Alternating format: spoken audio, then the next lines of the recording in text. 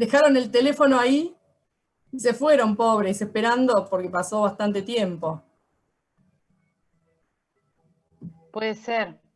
Hay varios, pero no. Sí, sí. Bueno. Hola chicos, ¿ven que estoy compartiendo?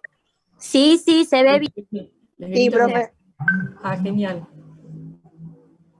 Genial. Bueno, ahí les estaba compartiendo que hace un ratito les mandaron todas las condiciones del examen, ¿sí? Pero si quieren las recorremos un poquito ahora, ¿sí?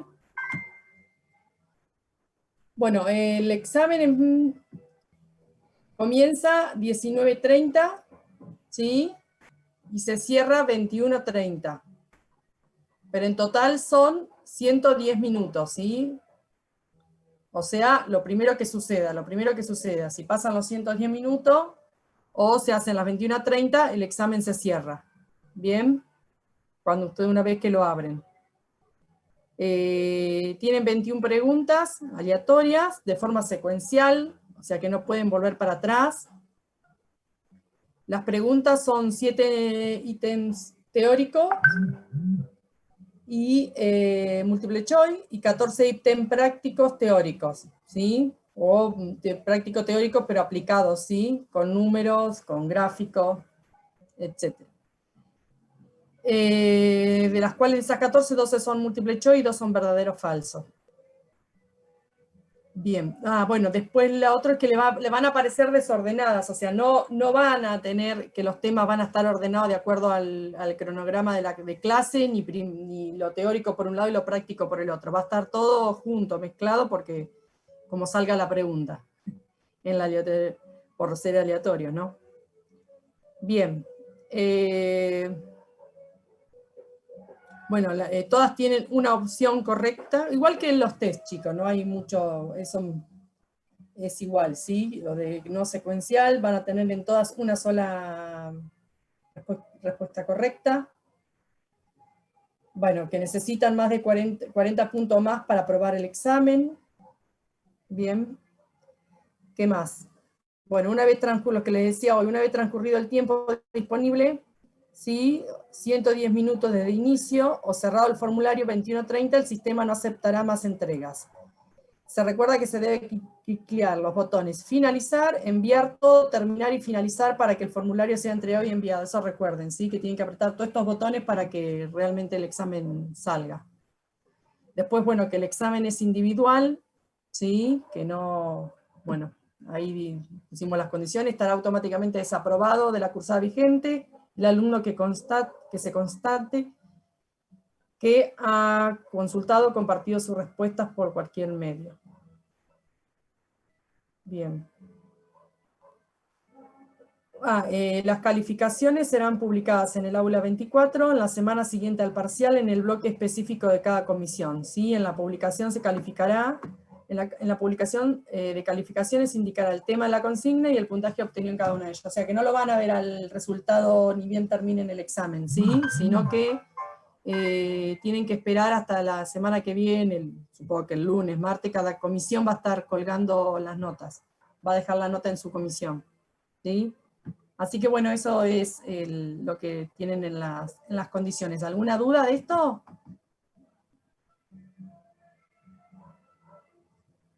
No, no. Bien. No tenés micrófono, Pau. Se entendió, se entendió. Genial, genial. Sí, sí, seguramente igual también les llegó por mí. Bien. Sí, eso yo creo que está subido. Sí, era importante aclarar la hora porque habíamos dicho a las 19, 19:30 que Sí, sí, sí. finalmente. Y el resto creo que está claro. Sí, sí, sí, está clarísimo. Ahí, Ale, estoy leyendo el chat y Sí. Victoria dice, no entiendo mucho cómo aplicar impuestos. Sí. Y después hay otra consulta que dice si la nota del parcial se promedia con la del recuperatorio. No. No. No. Siempre queda la final. O sea, si después en el recuperatorio sacan, o sea, queda la nota del recuperatorio. Tal cual, sí, siempre Queda la hemos nota hecho del eso. recuperatorio. Bien.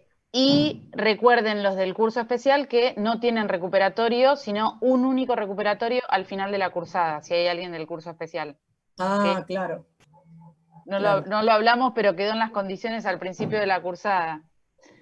Bueno, así que pregunta Victoria lo de aplicar impuesto y después Luciana, tengo dudas con las elasticidades, cómo calcularlas y el tema de ingreso marginal. Bien. Bueno, lo de impuesto, a ver, lo vamos a ver lo de impuesto. Compartir pantalla. A ver.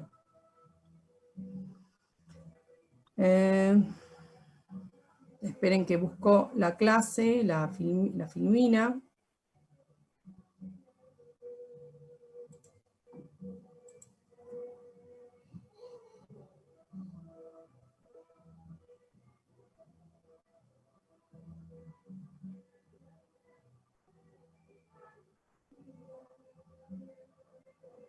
Ahí está. Bien.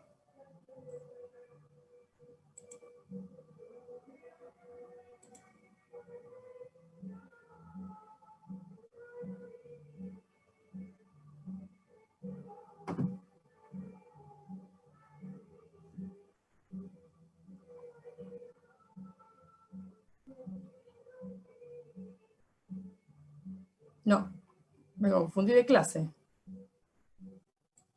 A ver. Es la clase 4, ¿no? Sí, creo que sí. Sí, lo que pasa es que abrí todo, abrí la filmina y abrí la solución, abrí todo para tener abierto y ahí está.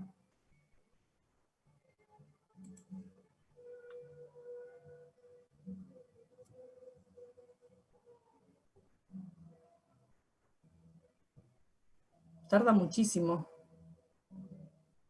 en ponerse la pantalla. Ahí está. Bien.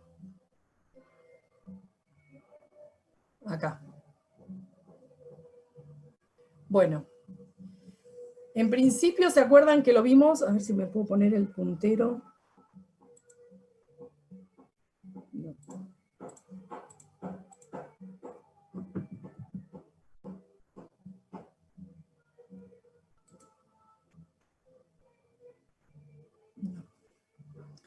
Bueno, el primero hicimos un impuesto de suma fija, ¿sí? ¿Se acuerdan?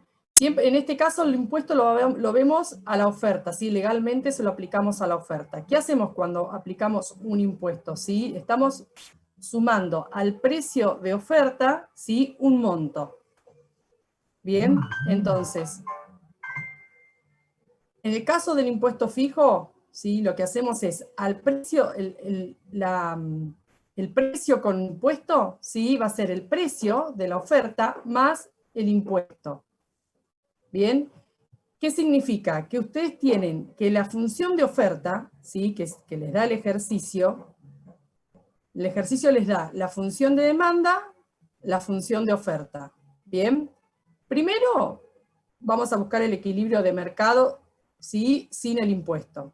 Una vez que obtienen el equilibrio de mercado sin el impuesto, eso, ¿sí?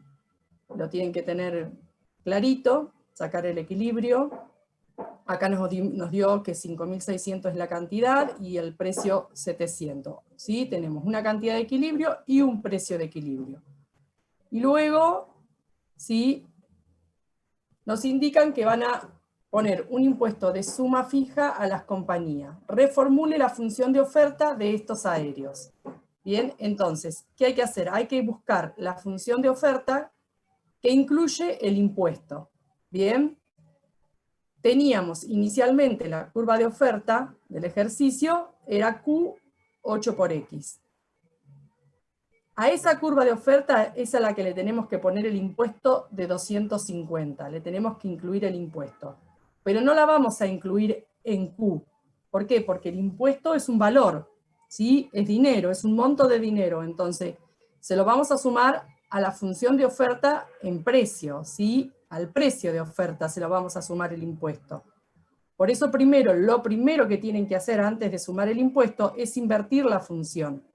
¿Sí? La función Q que aparece como Q8P, invertirla, ¿sí? Y nos va a quedar que la función de oferta es P igual a 1/8 de Q.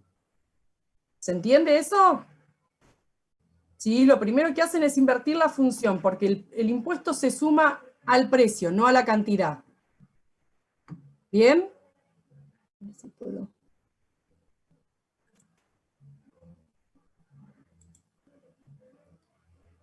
Bien. Una vez que tienen la función de oferta invertida, ¿sí? O sea que tienen el precio de oferta, ahí sí sumamos el impuesto, sumamos el T. ¿Bien? Y acá presten atención porque les voy a explicar los dos casos ya que estamos, ¿sí?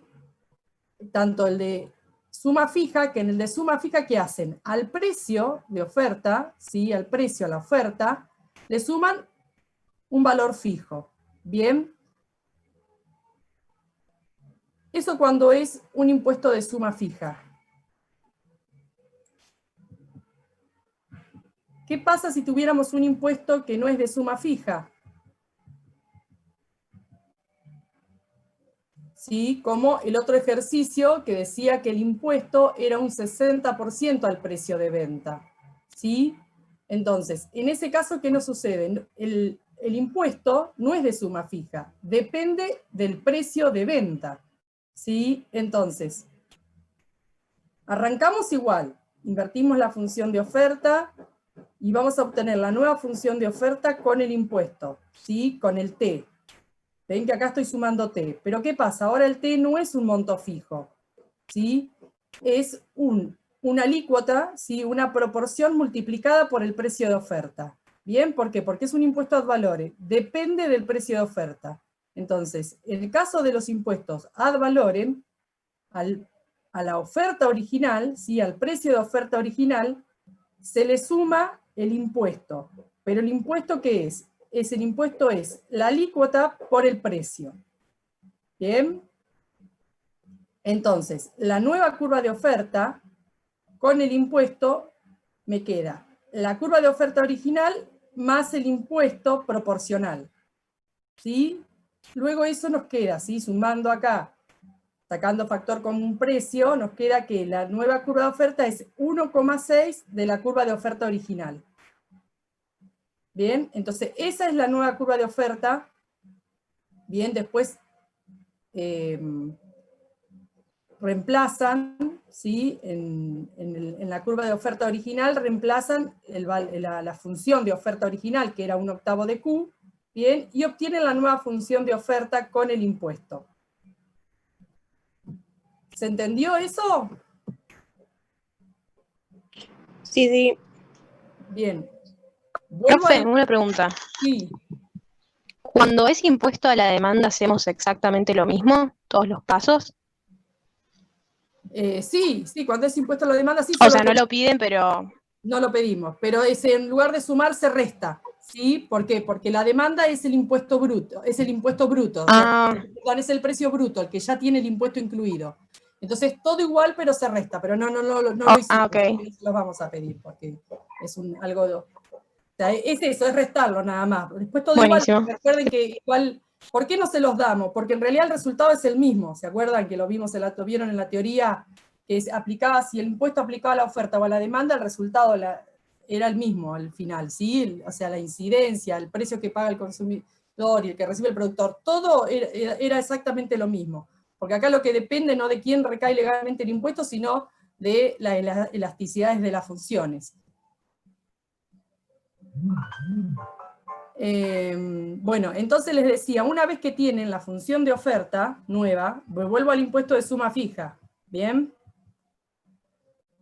Una vez que tienen la nueva función de oferta, ¿sí? Acá a la función de oferta original le sumé 250, ¿bien? Y me quedó así la nueva función de oferta.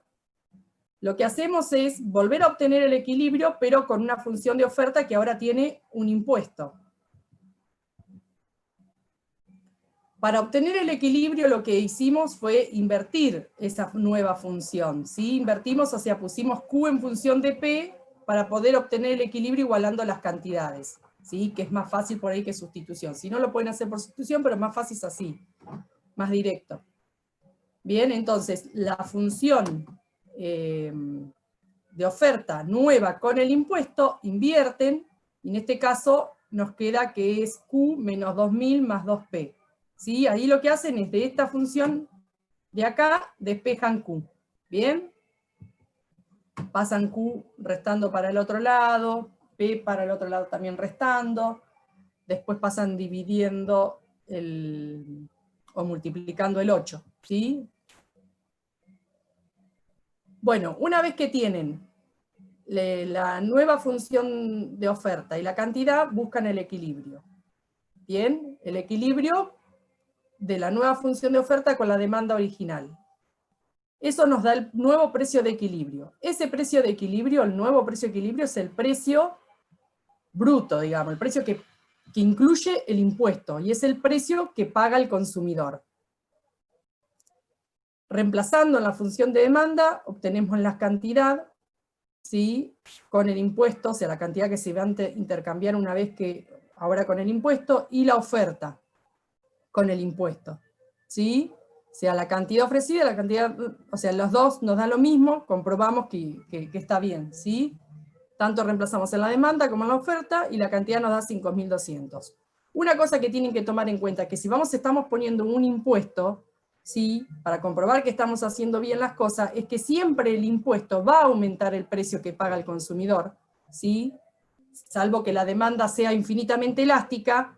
Si la demanda es con pendiente negativa, siempre el precio que paga el consumidor va a aumentar, o sea que comparan con el equilibrio, siempre comparen con el equilibrio original, que tenían un precio de 700 y una cantidad de 5.200, y el nuevo equilibrio con el impuesto les tiene que dar un precio mayor y una cantidad menor. ¿Sí? Bien, si no pasa eso es porque algún cálculo hicieron mal. Y lo otro que necesitamos para seguir con el impuesto siempre va a ser conocer el precio que recibe el productor, ¿sí? O sea, tenemos el precio que paga el consumidor, a eso le restamos el impuesto y obtenemos el precio que recibe el productor. En este caso, que es un impuesto de suma fija, es fácil, se resta 250. Bien. En el caso de impuestos a valores no es tan directo, ahora después lo vamos a ver, se los repito si quieren. Pero el caso de impuesto a suma fija es al precio del consumidor, el precio de equilibrio que ustedes tuvieron, le restan el valor, y obtienen lo que recibe el productor. Bien. Bueno, y así, acá esto es lo más importante. Entonces, para poder trabajar con el impuesto y conocer todo lo que nos piden acerca del impuesto, generalmente la recaudación, la incidencia, la pérdida social neta, entonces sí o sí, como yo les decía el otro día en clase, lo que necesitamos es el punto inicial de equilibrio, ¿bien? Y los dos precios, después una vez que se aplica el impuesto, los dos precios. El precio que paga el consumidor y el precio que recibe el productor, ¿sí? Una vez que tenemos esos dos precios y el equilibrio inicial, es muy fácil encontrar todo el resto de las variables que nos piden. ¿Sí? ¿Eso se entendió? Sí, sí. Bien. ¿Quieren que veamos un poco el tema de la recaudación, cómo se obtiene y las proporciones, o está bien hasta ahí? Miren que si no... Sí, profe, veámoslo. Bien. Bueno, profe. Bueno, la recaudación. La recaudación es el impuesto. Bien, en este caso el impuesto era 250, pero ese era el impuesto por unidad. Para saber la recaudación del total del gobierno, ¿qué hacemos? Multiplicamos el impuesto por la cantidad total vendida, en este caso por 5.200. Eso nos vamos acá. Bien, recaudación, 5.200 por 250, que es el impuesto. Así obtengo la recaudación total. Bien. Y cuando analizamos la incidencia del impuesto, ¿qué analizamos? Analizamos qué proporción de esta recaudación paga el consumidor y qué proporción paga el productor. Siempre respecto de qué? Respecto del precio de la situación inicial, ¿sí? O sea, comparamos el precio que el consumidor pagaba antes, comparamos el precio que paga ahora el consumidor, que es 900, con el que pagaba antes, que era 700. Bien, Entonces, esa diferencia entre lo que el consumidor paga ahora con impuesto y lo que pagaba antes, multiplicada la cantidad, ¿sí? La cantidad que se intercambia con el impuesto, sacamos qué proporción está pagando el consumidor. Bien. Ese valor, que es lo que paga el consumidor, lo divido por el total, por la recaudación total, ¿sí? Y me dice que esa cantidad que paga el consumidor representa un 80% de la recaudación total. Lo mismo para el productor. Si el productor ahora recibe 700, perdón, el productor antes recibía 700, antes en el equilibrio recibía 700, y ahora recibe solo 650, ¿sí? Esa diferencia, ¿sí? Entre 700 y 650 multiplicado por la cantidad, es lo que está pagando el productor de la recaudación. Divido ese valor por la recaudación y me dice que el productor paga un 20%. Ahora lo vamos a ver, es en el gráfico, acá, esperen que bajo. En el gráfico, ¿qué tenemos? El área celeste y el área medio naranjita, todo esto es la recaudación, ¿sí? La diferencia entre los dos precios por la cantidad es la recaudación. Si vemos ese área, o sea, la divide el precio original, 700. ¿Qué pasa? La diferencia entre el precio que paga el consumidor y el precio original es lo que paga el consumidor. Y la diferencia entre el precio que antes recibía el productor y lo que ahora recibe es lo que paga el productor. Entonces, lo que hacemos cuando calculamos la incidencia, calculamos el área de esos dos rectángulos, Bien, dividiéndolo por el rectángulo mayor, ¿sí? Por la recaudación total, obtenemos las proporciones. También podemos obtener las incidencias usando la elasticidad de la función, ¿sí? En el punto de equilibrio.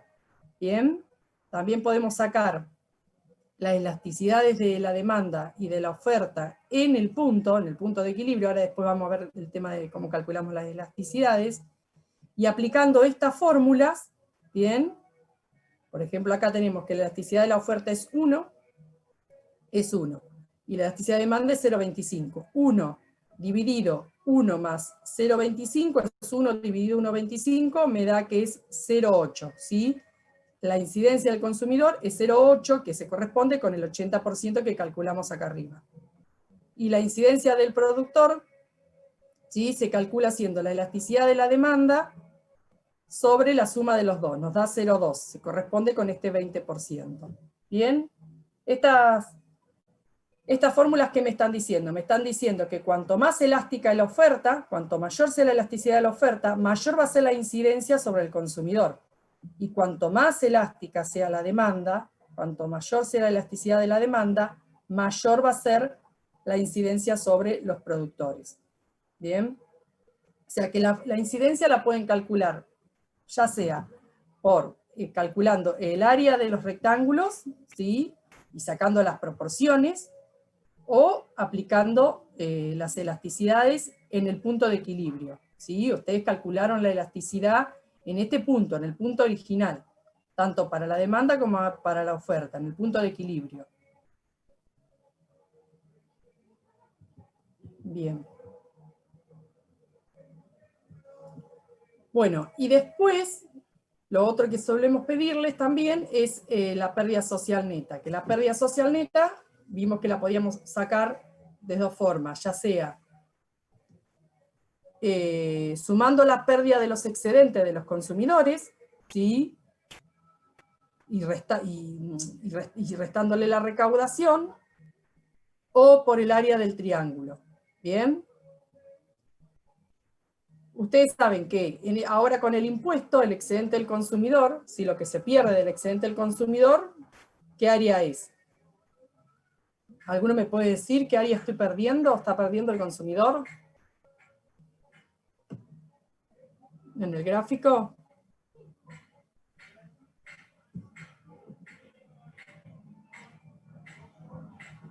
Acá en este, por ejemplo, a ver si debe ser un poquito mejor.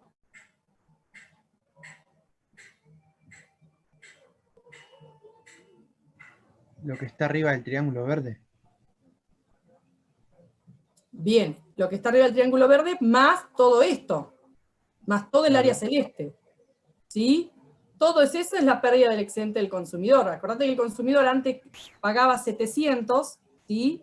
Y compraba 5.600, ¿bien? Y ahora el consumidor paga 900, ¿sí? Y compra 5.200 nada más. O sea, recuerden Sí, que entonces, el excedente, bueno, ahora acá no lo podemos ver porque la función no tenemos dónde corta con el eje vertical, ¿bien? Pero todo lo que estaba entre la función de demanda y el precio que pagan los consumidores, ese triángulo que se forma, es el excedente del consumidor. Como ahora el excedente del consumidor, el precio que paga el consumidor es mayor y también es menor la cantidad, el triángulo me queda menor, ¿sí? Me queda hasta acá, llegaría. Entonces, este área celeste más el área lila del triángulo es la pérdida del excedente del consumidor. ¿Bien? Y el productor, lo mismo. Antes el excedente del productor era la diferencia entre el precio que recibía y la función de oferta. ¿Bien? Y el precio mínimo. Entonces, cuando recibía 700 y vendía 5.600, todo ese triángulo estaba formado por esos valores. Ahora que recibe 650 y vende 5.200, el excedente del consumidor disminuyó. Y la diferencia está dada por el área del triángulo verde más la parte naranjita. ¿Sí? ¿Qué sucede? De toda esa pérdida de excedente que tenemos, una parte, ¿sí? La parte formada por el rectángulo, ¿qué sería esa parte? ¿Qué era? ¿Cómo se recupera? Eso no se pierde. ¿Qué sería este rectángulo?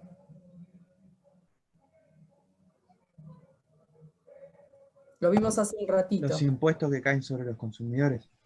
Claro, pero todo este rectángulo, ¿qué sería? Lo vimos hace un rato, sí, está bien, es la parte que, también parte de la La incidencia. recaudación, profe. La recaudación, exacto, ¿sí? Todo este rectángulo es la recaudación. Entonces, si bien desde el punto de vista del bienestar perdimos todo esto por el excedente del consumidor, todo esto por el excedente del productor, esta parte, este rectángulo, se recupera a partir de la recaudación del gobierno, ¿sí? Que vuelve a la sociedad.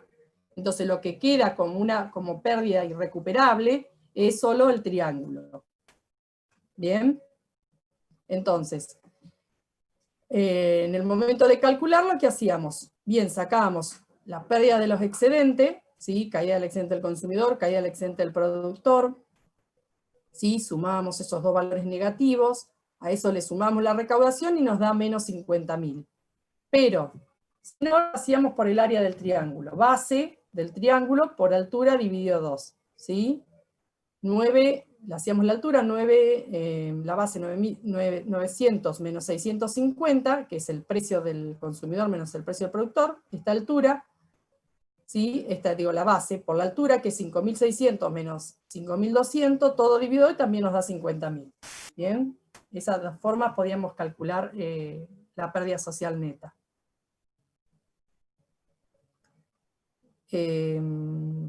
¿Alguna duda de esto?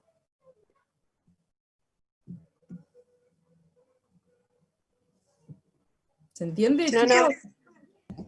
Bueno, Sí, sí, esperen, que se me entiende. quedó para explicarles, quería explicarles, del impuesto ad valorem.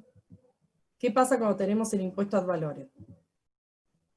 Cuando tenemos el impuesto ad valorem, nuevamente, como les decía, obtienen la curva de oferta, solo que aplicando el impuesto ad valorem, que es una proporción del precio.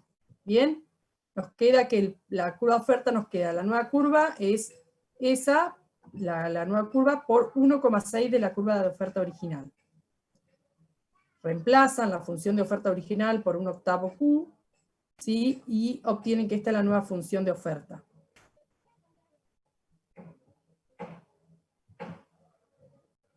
Fíjense que a diferencia del impuesto ad valor, el impuesto de suma fija, ¿sí? Que es una suma independiente del precio, se sumaba siempre vertical, la misma cantidad.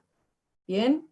La suma vertical, la función de oferta se trasladaba paralelamente porque el impuesto no dependía del valor del precio. Pero ahora, que el impuesto depende del valor del precio, ¿sí? Que es un 60% del precio de la oferta, la curva de oferta se desplaza pero pivotea, ¿sí? Cambia la pendiente original, ¿sí?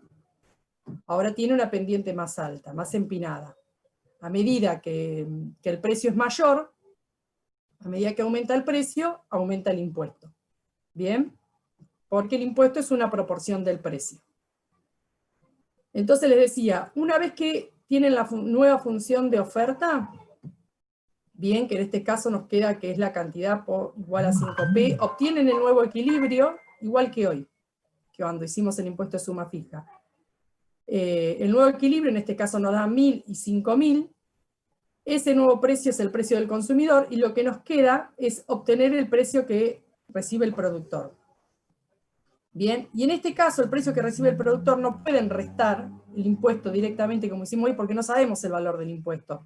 Porque el valor del impuesto depende de ese precio, del valor que tenga ese precio.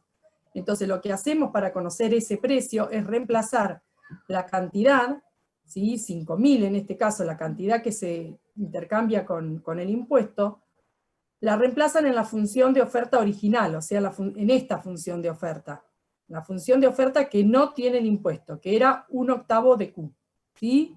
Entonces, 1/8 por 5.000 nos da 625. Bien.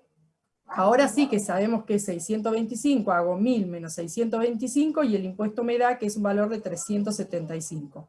O saco el 60% de 625 y veo que el impuesto me da 375.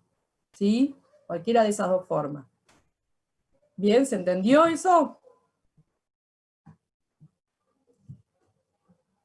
Es muy importante que tengan claro el gráfico, ¿bien? Y para dónde tienen que moverse los valores, para dónde tiene que ir el precio que tiene que pagar el consumidor, para dónde va el precio que tiene que pagar el productor, para darse cuenta cómo, qué es lo que tienen que hacer. El gráfico nos habla. ¿Sí? Claro, yo les decía que si bien no se va a pedir foto de gráficos, es imprescindible que lo puedan graficar para poder responder las preguntas que les estemos haciendo relacionadas con recaudación o carga de consumidores, carga de productores. Exacto, exacto, porque incluso por ahí, incluso aún sin valores, sino que sea un gráfico teórico, o algún movimiento teórico, tienen que hacerse el gráfico para saber para dónde van las curvas y para qué va a pasar, el resultado, qué va a pasar con la nueva situación. Sí o sí lo tienen que graficar. En la tarea que quedó en esta clase hay un lindo ejercicio de desplazamiento sin valores, que es esto que decís vos, y cómo recae la carga del impuesto sobre consumidores, sobre productores. Está bueno que lo vean para practicar. Sí. Ese lo repasamos, lo hicimos la clase pasada, en la clase del miércoles lo estuvimos viendo. Ah, sí, lo hicimos ahí, acá en el pizarrón y les hice el primero. Sí, está bueno ese ejercicio, está muy bueno ese ejercicio. Pero sí, era teórico, no tenía la aplicación en sí de los valores del impuesto. Claro, sin números, sí. Sin números. Bien, esperen que dejo de compartir. ¿Alguna duda de esta clase? ¿Alguno más? ¿Quiere preguntar algo? No veo yo. El chat está... Después la otra pregunta que había era de Luciana, que preguntaba por las elasticidades, cómo calcularlas. Y tema ingreso marginal. Sí, es un poco general la pregunta. Sí. Bueno, elasticidades, chicos. Las elasticidades, como yo le venía diciendo en clase, cómo calcularla depende de qué datos tenemos, ¿sí? Y qué elasticidad nos piden. Depende de eso. Depende si es la elasticidad precio, la elasticidad ingreso, la elasticidad cruzada, y qué datos tenemos para ver si aplicamos la elasticidad puntual, la elasticidad en un punto, si aplicamos la elasticidad arco, cuando nos pide la elasticidad entre dos puntos, o aplicamos variaciones porcentuales cuando tenemos variaciones porcentuales. Cuando en uno de los dos datos solo tenemos variación porcentual, bueno, aplicamos la variación porcentual. No sé, Luciana era la que tenía la duda. No sé si algún ejercicio en particular querés que veamos.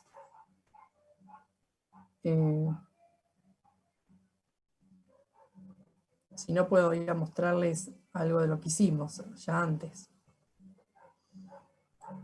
A ver.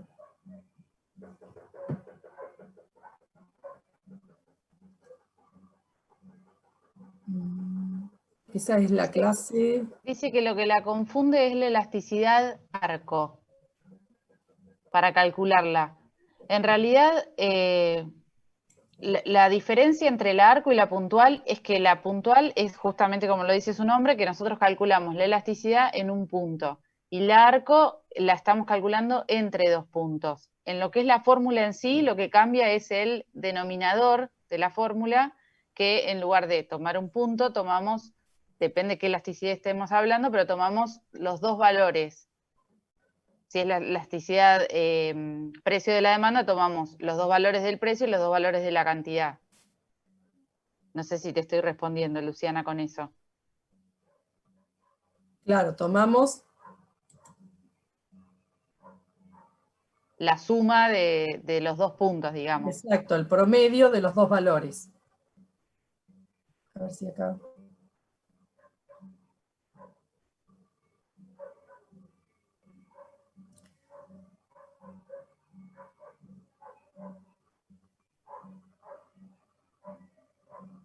¿Está en esta clase? No. Sí, acá está.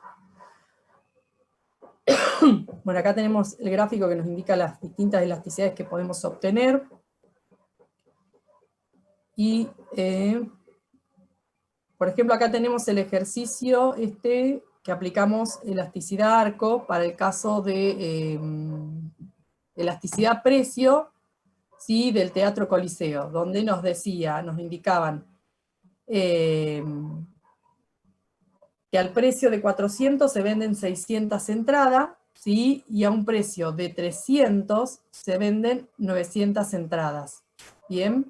Entonces, como acá, ¿qué tenemos? Tenemos dos puntos, ¿sí? De la función de demanda. El punto de 600 de cantidad con 400 de precio, y el punto 900 de cantidad con 300 de precio.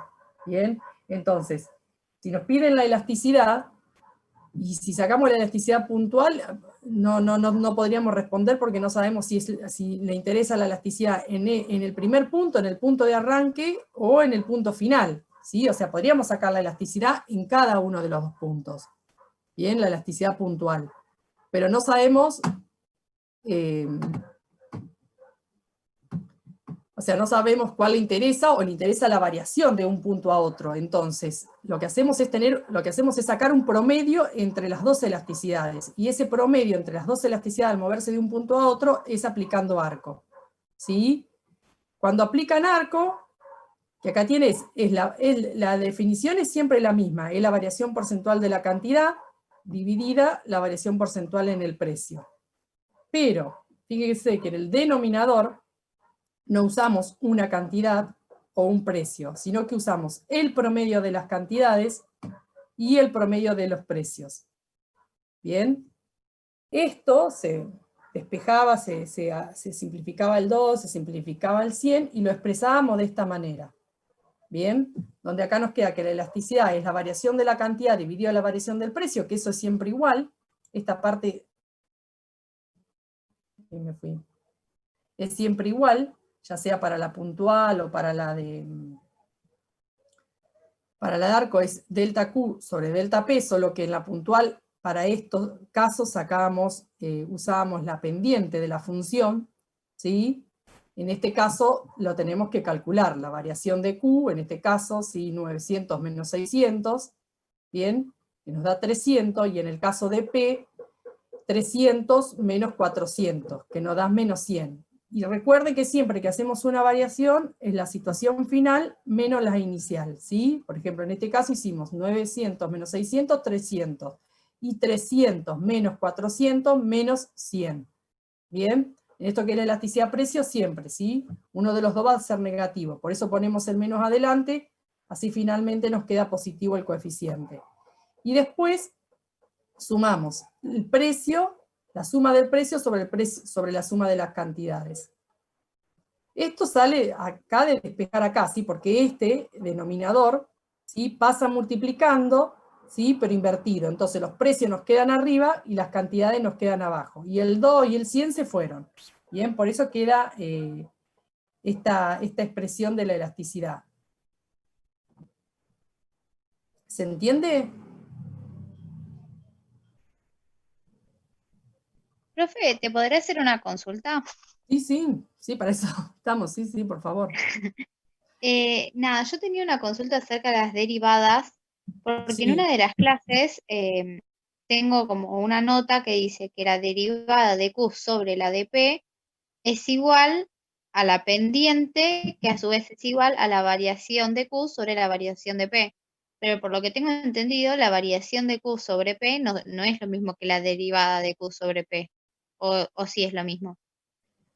Claro, no es la derivada de uno sobre la derivada de otro. Eso es lo que yo les decía en una clase. No confundan con la derivada con... es la derivada de una, o sea, la derivada de la función respecto de la variable. ¿Sí? A ver, ¿dónde puede ser? Pero lo que te estaba diciendo ahí, seguramente, era que... a ver, puede ser acá arriba que esté. Que sí, la derivada, ¿sí?, es la pendiente, porque la pendiente que te dice cómo varía la variación de la variable dependiente ante un cambio en la variable independiente. ¿Sí? Eso te dice la pendiente.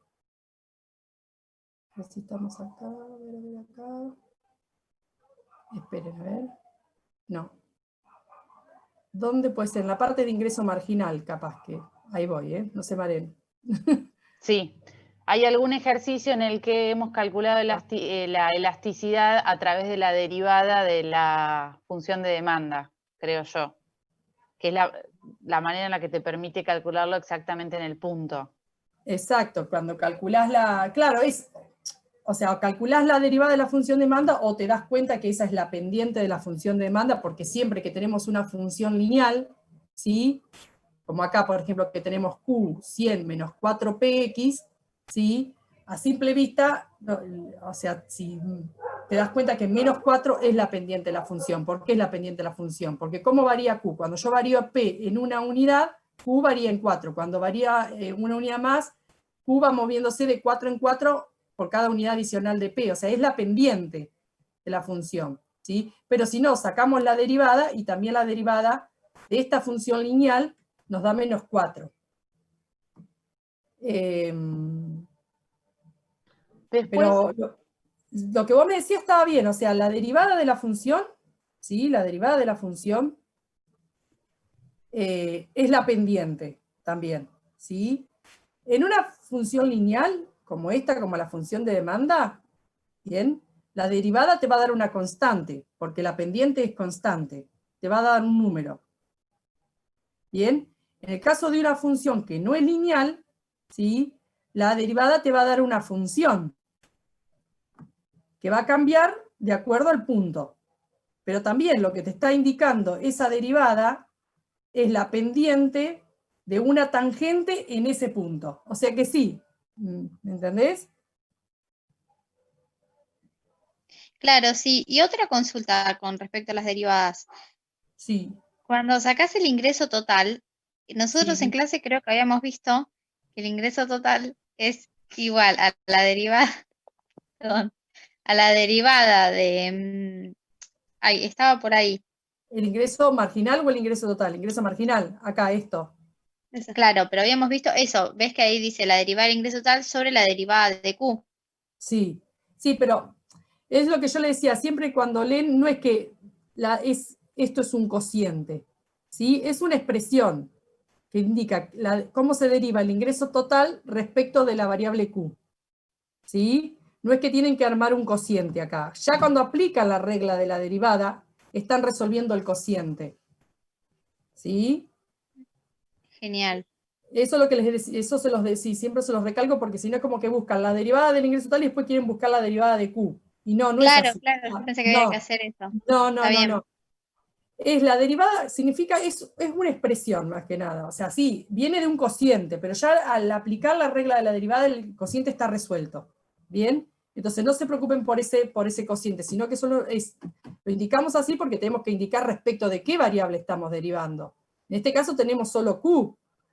Acá tenemos que el ingreso total depende de Q, pero si el ingreso total dependiera de otra variable, ¿sí? Se puede derivar por cualquiera de esas variables, la función de ingreso total. O sea, lo que me dice la derivada es cómo cambia el ingreso total cuando cambia en una unidad alguna de las variables independientes. En este caso, es la cantidad. Por eso pongo la derivada de ingreso total respecto de Q.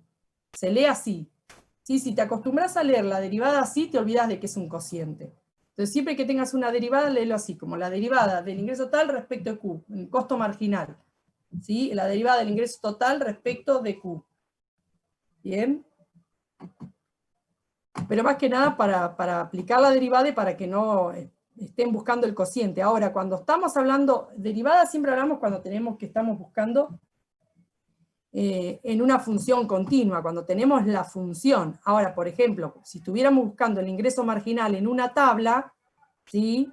Que no tenemos una función continua, que tenemos distintos valores del ingreso marginal, del ingreso total, como hicimos en un ejercicio, no, en el otro ejercicio que yo hice en la otra clase. En ese caso que tenemos valores puntuales, y no tenemos, ahí sí buscamos, no buscamos el ingreso marginal por la derivada, o sea, no buscamos la función, sino que buscamos el ingreso marginal aplicando la variación del ingreso total sobre la variación de Q. ¿Sí? Ah, Ahí entonces sí, las derivadas las usamos cuando tenemos la función. Y la cuando nos derivada, da no exacto, usamos sí. derivada. Cuando usás la tabla, si no tenés la función, usás la variación del total, la variación del ingreso total, dividido, ahí sí es la variación de la cantidad. ¿Sí? Perfecto, gracias. Después, Sol preguntaba si la elasticidad de precios lleva un menos adelante.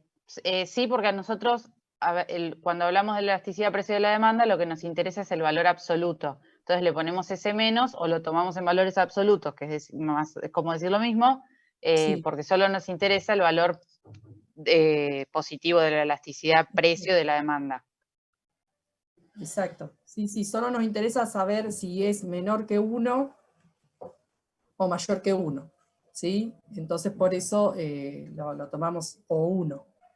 Por eso Tal solo cual. lo tomamos en valor absoluto, en positivo. Después, Ale Rocío dice si se puede hacer el ejercicio 2B, yo la verdad es que no los mandé estos, ejercicio 2B de los adicionales. 2B de los adicionales.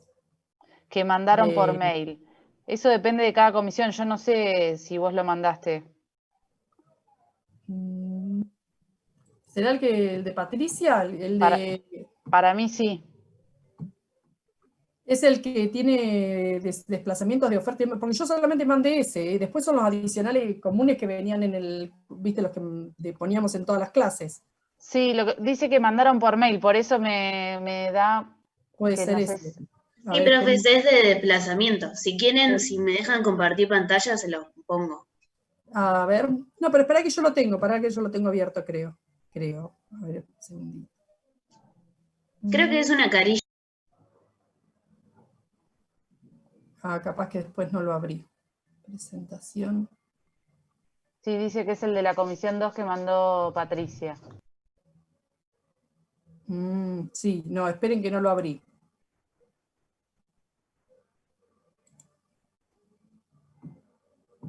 Esperen porque creo, a ver, ahí les digo. Esperen porque no lo abrí, ahora lo abro.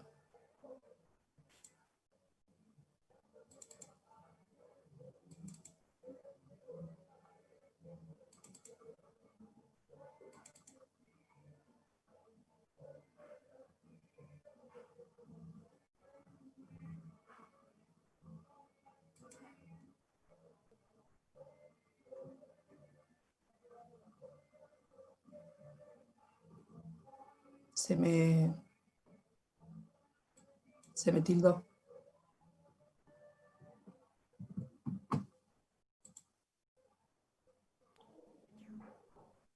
Yo no lo tengo a mano, como para... Sí, no, a ver, ¿dónde estaba?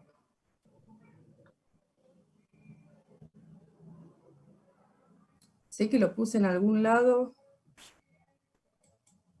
Ay, Dios.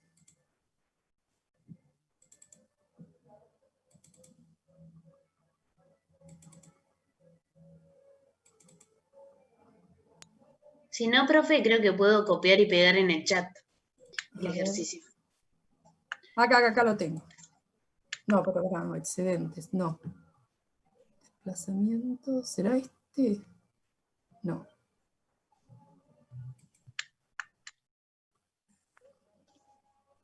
Ahí está. A ver si no, sí, si no te da para que compartas la pantalla.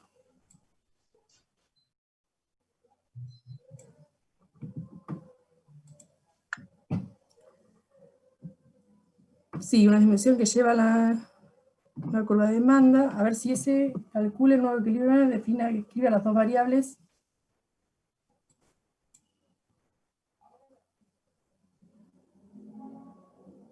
Las variables que pueden hacer que la demanda tengan ese desplazamiento. Sí, ahí en esos ejercicios, a ver si es, yo lo resolví ese ejercicio, a ver si es el que tengo resuelto. El desplazamiento de la demanda y de la oferta. ¿O es el último?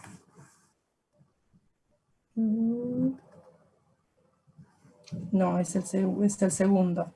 Sí. Sí, decime vos cuál es la duda de este ejercicio.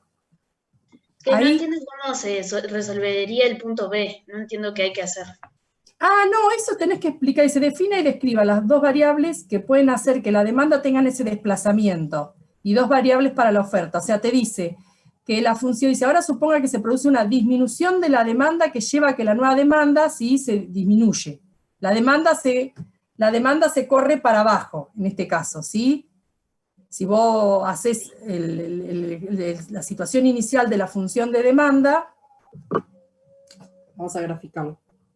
¿Lo ven ahí? ¿Me ven en el gráfico? Sí. ¿Sí? Ahí es una situación donde iban a tener una demanda original, ¿sí? Y con la nueva función de demanda, vamos a hacer el equilibrio original. Bien, acá tenían el equilibrio original, el precio, ¿sí? El equilibrio precio-cantidad original. Y ahora me dice que la función de demanda disminuye, ¿sí? Se produce una disminución y me da una nueva función de demanda. Justo ese no tengo el otro, el anterior, pero es lo mismo, ¿sí? Se desplaza la función de demanda hacia abajo.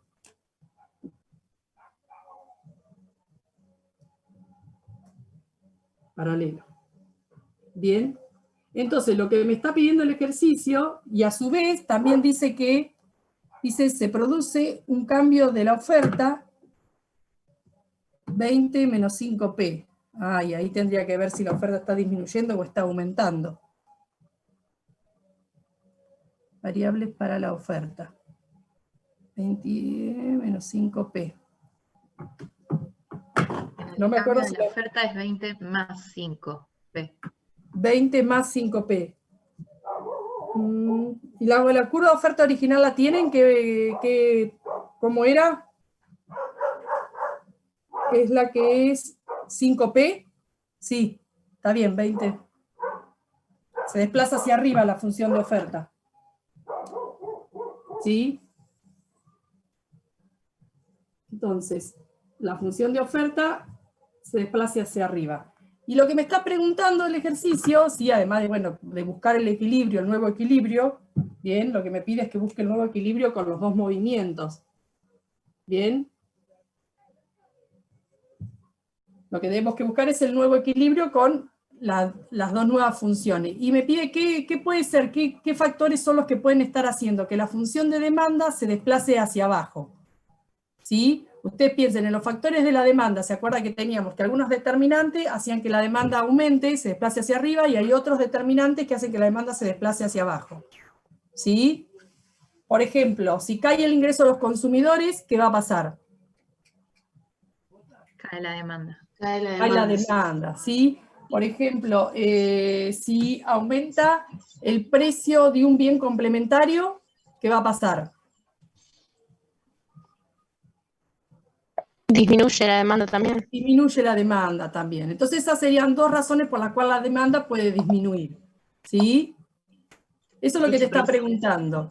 Y en el caso de la oferta, bueno, también, ¿qué factores pueden hacer que la oferta se mueva hacia arriba? ¿Sí? Como por ejemplo, que aumente el precio de algunos de los